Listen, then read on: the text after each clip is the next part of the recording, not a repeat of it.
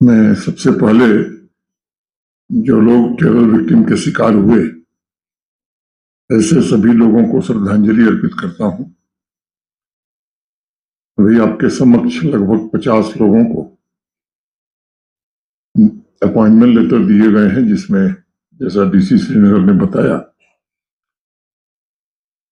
काफी लोग उसमें ऐसे हैं जिनके परिजनों को आतंकवादियों ने आतंकी हिंसा का शिकार बनाया था, और बाकी कुछ ऐसे लोग हैं जो लंबे समय से इंतजार कर रहे थे।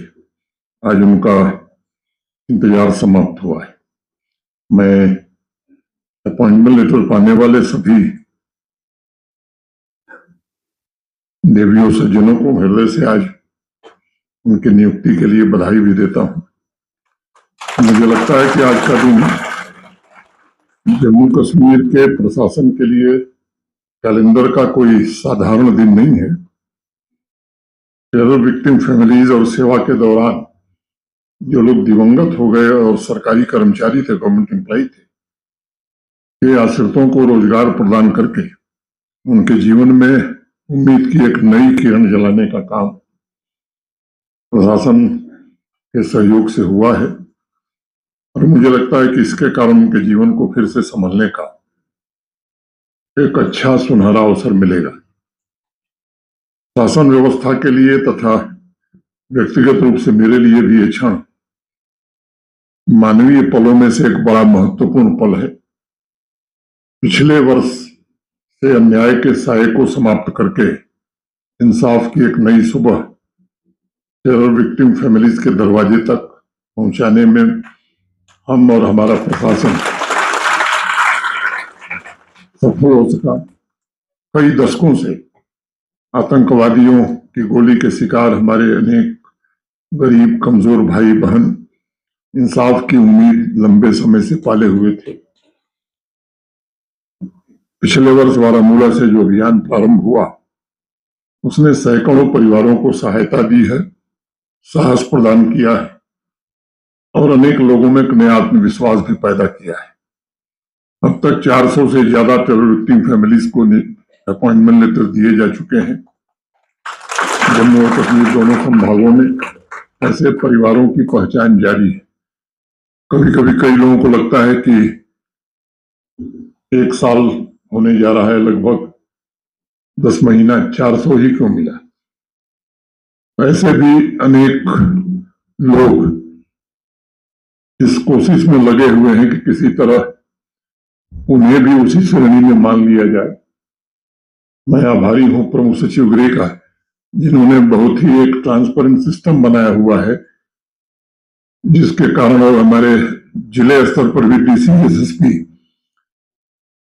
एक एप्लीकेशन की बारीकी से जांच करके इस प्रक्रिया को आगे बढ़ाते हैं, क्योंकि ये बात सबको समझनी चाहिए कि वाजिब जेन्युइन अपॉइंटमेंट लेटर 400 दिए गए हैं, उसकी चर्चा होती है, लेकिन अगर एक गलत अपॉइंटमेंट लेटर मिला तो उसकी चर्चा यही नहीं, पूरे देश में उससे ज्यादा होगी। तो इसका ध्यान बराबर रखा जा रहा है। कश्मीरी में एक कहावत है, इंसाफ 6 न सुई लफ्ज इम कागजास पैठ लिखान, इंसाफ 6 सुई उजाला इम अंधेरी दिलन मंज गास करान। ये सच है कि इंसाफ केवल कागजों पर लिखे हुए अल्फाज नहीं, बल्कि इंसाफ एक ऐसा उजाला है जो आवाम के दिलों के अंधेरों को दूर करके उम्मीद की नई किरण जलाता है। पिछले वर्ष इसी भावना से पूरी शिद्दत के साथ दुख और तकलीफ से भरे टेरर विक्टिम फैमिलीज और ऐसे लोग भी जिनके परिजन सरकारी सेवा में थे, वो भी लंबे समय से इंतजार कर रहे थे। उन्हें गले लगाकर ये कहा गया कि जम्मू कश्मीर प्रशासन और भारत सरकार आपको भूली नहीं है और हम जीवन में आपको कभी अकेला नहीं छोड़ेंगे। नियुक्ति पत्र सौंपने का यह सिलसिला तब तक चलता रहेगा जब तक इंसाफ का इंतजार कर रहे आखिरी परिवार तक जम्मू कश्मीर प्रशासन नहीं पहुंचता है। मैं जानता हूं कि जिस गरिमा और धैर्य के साथ आतंकवाद पीड़ित परिवारों ने अपने प्रियजनों को खोने की पीड़ा सहन की है, उसकी कल्पना भी कुछ लोग नहीं कर सकते। वो बड़ी कठिन है। हर एक सामान्य परिवार की ख्वाहिश होती है कि उसका जीवन स्नेह और सपनों से भरा हो, लेकिन जम्मू कश्मीर में 90 के दशक से हमारे पड़ोसी मुल्क और उस इकोसिस्टम के द्वारा प्रायोजित आतंकवाद ने हजारों निर्दोष परिवारों की स्थिरता, उनका विश्वास, उनका भविष्य, उनके सपने छीन लिए। मैं मानता हूं कि टेरर विक्टिम फैमिलीज को इंसाफ दिलाने के अभियान द्वारा जम्मू कश्मीर प्रशासन ने ऐसे परिवारों को उनका भविष्य वापस सौंपने का एक गुरुतर दायित्व का निर्वहन किया है। एक बड़े मशहूर शायर हुए हिंदी में, दुष्यंत कुमार, उनकी दो पंक्तियां मुझे ध्यान में आ रही हैं कि हो गई है पीर पर्वत सी पिघलनी चाहिए, इस हिमालय से कोई गंगा निकलनी चाहिए।